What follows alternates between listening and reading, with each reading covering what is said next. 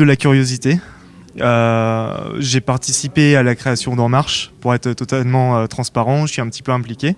Mais j'avais envie d'entendre ce qui se disait, d'avoir les différents avis sur ces 4 sujets du débat, et puis de donner aussi le mien au passage. Pas du tout, enfin pas à ce point-là. J'étais conscient qu'il y avait un problème, mais qui remonte à une trentaine d'années, je pense. Parce qu'il n'y a pas les résultats, on n'a pas fait les réformes à temps, du coup on se retrouve dans une situation sociale qui est très explosive, mais je pensais pas que ça prendrait quand même une telle ampleur et en si peu de temps. C'est pas évident, ça montre peut-être qu'il y a un problème aussi. Quand je vais voter, déjà j'ai l'impression de m'exprimer. Après je me suis engagé aussi récemment politiquement, un peu moins maintenant avec mon projet, mais pour aussi faire passer mes convictions. C'est vrai qu'il n'y a pas énormément de moments où on peut exprimer ses opinions comme ça, il en manque peut-être un peu. Ouais. Comme je suis complètement aligné avec la vision du gouvernement actuel, on va dire que j'ai pas ce problème. Il n'y a pas de souci particulier. Par contre, je pense qu'il y a un vrai problème. Il y a des personnes qui n'avaient pas l'habitude de s'exprimer. Surtout dans le milieu ouvrier, dans le milieu rural. Et on va dire s'il y a un côté positif à ce mouvement, c'est qu'elles puissent s'exprimer, l'avantage de ces débats, et d'exprimer leur point de vue, qu'ils puissent être pris en compte. Quoi.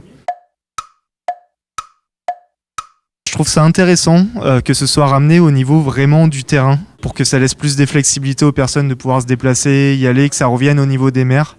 Donc pour ça, c'est intéressant.